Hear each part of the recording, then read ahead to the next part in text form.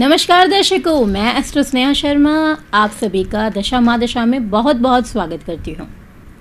आज हम जानने वाले हैं, आपके लिए नई जानकारी लेके आई हूँ मीन राशि वालों के बारे में, जो कि राशि चक्र की आखिरी राशि है। अब तक हमने सभी राशि वालों के बारे में लगभग सब कुछ जान लिया है। इससे रिलेटेड और भी जानकारियाँ राशियों से संबंधित आपको मैं समय समय पर प्रदान करती रहूंगी, क्योंकि राशि के भी सूक्ष्म भाग होते हैं, जैसे कि नक्षत्रों की गणना पर व्यक्तियों के बारे में जानकारी। आने वाले एपिसोड में हम उस पर भी और गहनता से चर्चा करेंगे। जैसे हर राशि जो है वह 3 नक्षत्रों से मिलकर बनती है यहाँ पर, तो यहाँ पर हम उन 3 नक्षत्रों के बारे में भी चर्चा करेंगे, जिससे कि हम और ज़्यादा इन राशियों के बारे में समझ सकें। तो आज हम जो चर्चा कर रहे हैं वो चर्चा कर रहे हैं मीन राशि के बारे में। राशि चक्र की 12वीं राशि उत्तर दिशा की मालिक है। राशि का चिन्ह जो है वो क्या है? 2 मछलियां, जिनके मुख जो है वो एक दूसरे से विपरीत रहने वाले होते हैं। इस राशि का जो विस्तार चक्र होता है वो होता है 330 से लेकर 360 अंश का। राशि का स्वामी कौन है? गुरु है। जल तत्व की राशि है। सिंबल से ही पता चल जाता है कि मछलियां हैं, तो तत्व भी कौन सा होगा इनका? जल होगा। इन राशि वालों के बारे में समझने के लिए सबसे पहली चीज हमें क्या समझना पड़ेगा? इसके सिंबल को, मछलियां। फिशेस के बारे में सुनकर क्या सोच सकते हैं?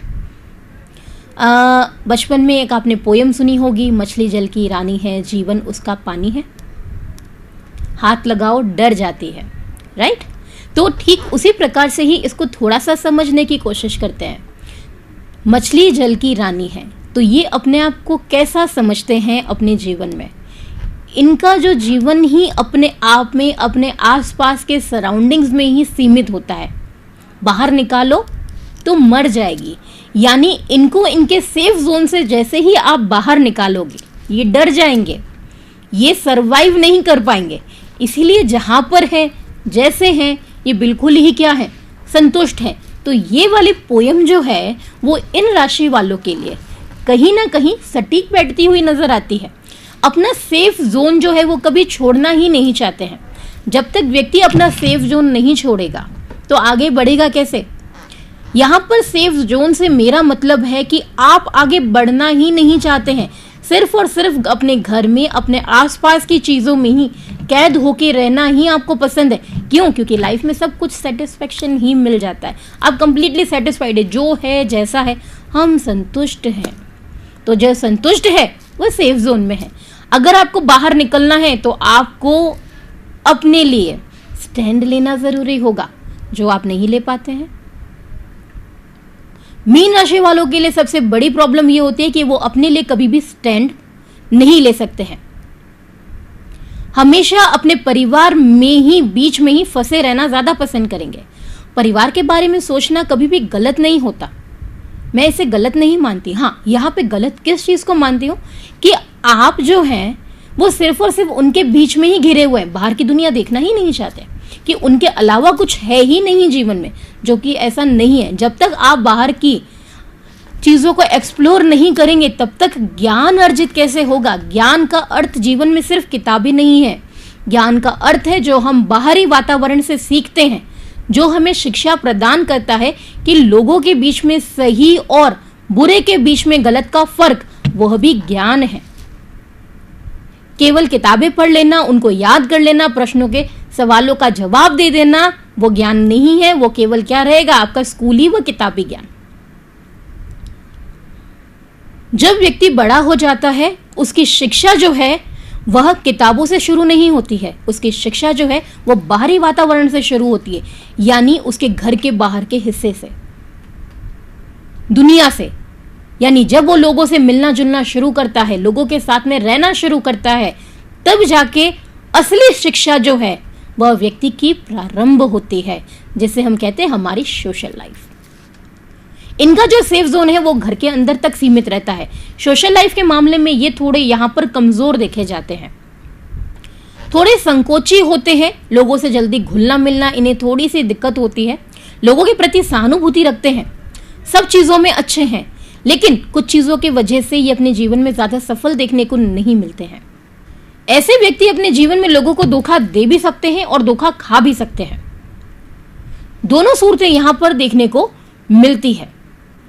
लेकिन धोखा खाते हुए लोगों से ये ज्यादा ही देखे जाते हैं, धोखा देते हुए काफी कम देखने को मिलते हैं। बाकी कुंडली के ऊपर भी डिपेंड करता है, अन्य ग्रहों के ऊपर भी डिपेंड करता है। केवल एक राशि के आधार पर हम व्यक्ति के बारे में सब कुछ नहीं जान सकते हैं। हम अपने प्रोग्राम में केवल राशि के बारे में बताते हैं, जबकि व्यक्ति का जो नेचर होता है वो कैसे बनता है वो राशि और व्यक्ति के लग्न से निर्धारित होता है। इसीलिए ये सभी बातें जो है वो सभी मीन राशि वालों पर एप्लीकेबल यहां पर हो भी सकती है, और हो सकता है कुछ और क्वालिटीज भी हो जो इसके साथ में हो, लेकिन वो कैसे होंगी वो उनके लग्न के आधार पर होंगी। तो यानी क्या होगा, लग्न और राशि दोनों को मिलाकर व्यक्ति का क्या बनता है, नेचर बनता है, उसका व्यक्तित्व बनता है, उसका रहन सहन बनता है, उसकी सोच बनती है। तो ऐसे में यहां पर मीन राशि वालों के लिए हम बात कर रहे थे, तो ये धोखा खाते भी हैं तो धोखा देते भी हैं। जैसा मैंने आपको पहले कहा, तो धोखा देते हुए कम और खाते हुए ज्यादा मिल जाते हैं। इनके लिए थोड़ा अपनी भावनाओं को नियंत्रण करना मुश्किल हो जाता है, क्योंकि भावुकता ज्यादा रहती है, जल प्रधान है, जल तत्व के, तो इस वजह से भावुकता थोड़ी ज्यादा रहती है। कई सारे काम इनके अधूरे रह जाते हैं। बेसिकली अभी का काम अभी खत्म करने में बिलीव थोड़ा कम करते हैं, इसीलिए थोड़े काम इनके टल भी जाते हैं। लेकिन अपने भविष्य के निर्माण को लेकर अगर ये सच में सीरियस हो जाए तो बिल्कुल इनको सफलता मिलेगी। लेकिन इनका मन काफी डामाडोल यहां पर देखने को मिलता है, क्योंकि मन इनका अस्थिर है। इन्हें खुद नहीं पता होता कि इन्हें चाहिए क्या है। जो है जैसा है चल रहा है, चलने दो, वो वाली स्थिति। जीवन में कोई लक्ष्य नहीं बना पाते, लेकिन अगर बना लिया लक्ष्य, मान के चलिए इनका लग्न अगर स्ट्रांग हो, हम राशि की बात ना करें, लग्न अगर इनका स्ट्रांग है और उसके बेसिस पे इन्होंने अपना लक्ष्य बना लिया, तो डेफिनेटली यहां पर ये अपने लाइफ में बहुत ही आगे बढ़ जाते हैं। चीजों की सीखने की क्षमता जो है वो इनके अंदर ज्यादा अच्छी देखने को मिलती है। थोड़े शाय होने के कारण भी दिक्कतें बढ़ सकती हैं इनके लिए, तो हर किसी से सीखना इनके लिए संभव नहीं है जब तक इनका मन उसके साथ में ना मिले।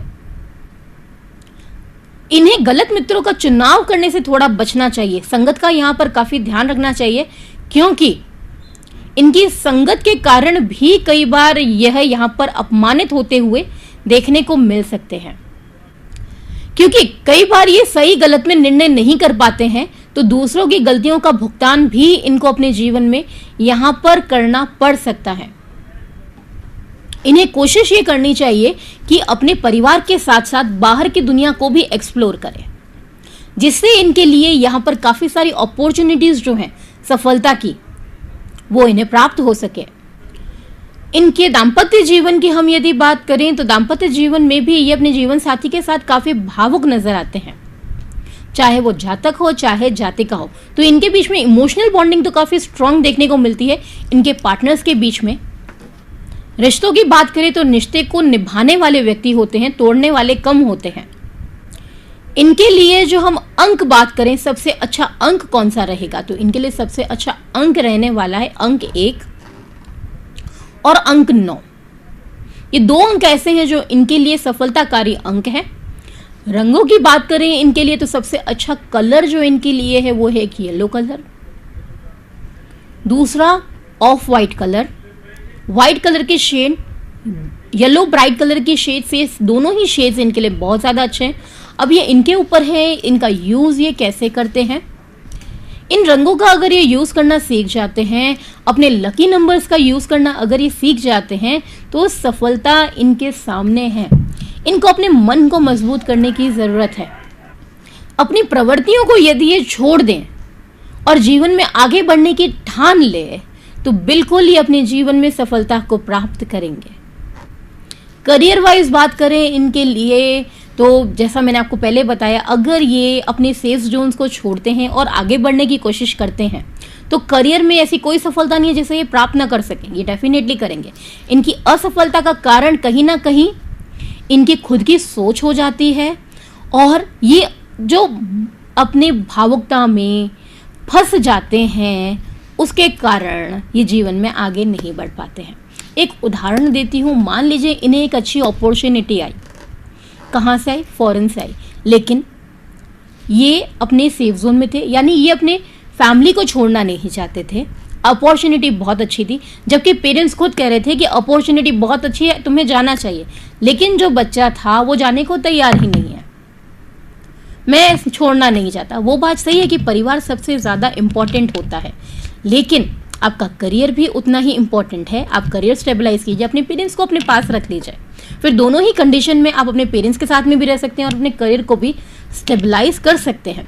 तो ये दोनों ही कंडीशंस यहाँ पे बराबर हैं, लेकिन हम हमारे जीवन में इतनी मेहनत करते हैं ताकि हम हमारे करियर को स्टेबलाइज कर सकें, और इतनी अच्छी अपॉर्चुनिटी आने के बाद भी व्यक्ति अपने सेफ जोन से बाहर नहीं निकलना चाहता है, जबकि अपॉर्चुनिटीज क्या हैं? बहुत अच्छी आ रही हैं। क्यों? उसकी एजुकेशन लाइन अच्छी है। ऐसे हम एक उदाहरण के रूप में समझ सकते हैं कि इस तरीके से व्यक्ति के साथ में कई बार ऐसी दिक्कतें देखने को मिलती हैं। तो ये राशि ऑल ओवर हम बात करें यहाँ पर तो ज्ञानवान होती है, ज्ञान बहुत है भीतर, लेकिन फिर भी कहीं ना कहीं इनका जो नेचर है वो कारण बन जाता है यहाँ पर इनकी असफलता का कारण भी। तो यदि वापस से मैं यही बात करूंगी, अगर आप अपने सेफ जोन्स को छोड़ते हैं, सेफ जोन्स का अर्थ मैंने आपको पहले ही क्लियर किया था यहाँ पर कि वो सारी चीजें जिनके ऊपर आपका मन लगा हुआ है, आपकी भावनाएं हद से ज्यादा जुड़ी हुई हैं उनके साथ में, लेकिन आपको इस बात का ध्यान रखना जरूरी है कि कितने हद तक आप उन सब चीजों को बैलेंस कर सकते हैं, फिर आप आगे बढ़ सकते हैं। जीवन में सब कुछ इंपॉर्टेंट है कि एक बात को लेकर हम अपने जीवन में आगे ना बढ़ें तो फिर ये तो मुश्किल हो जाएगी ना, जो इनके लिए इनके जीवन में होती हुई देखी भी जाती है। ये हमने आज पूरी कर ली है राशि चक्र की 12 राशियां। आपके मन में भी यदि कोई प्रश्न है, आप अपने बारे में जानना चाहते हैं, तो इंतज़ार किस बात का कर रहे हैं? स्क्रीन पे जो है नंबर डिस्प्ले हो रहा है, कॉल करके अपना अपॉइंटमेंट आप बुक कर लीजिए।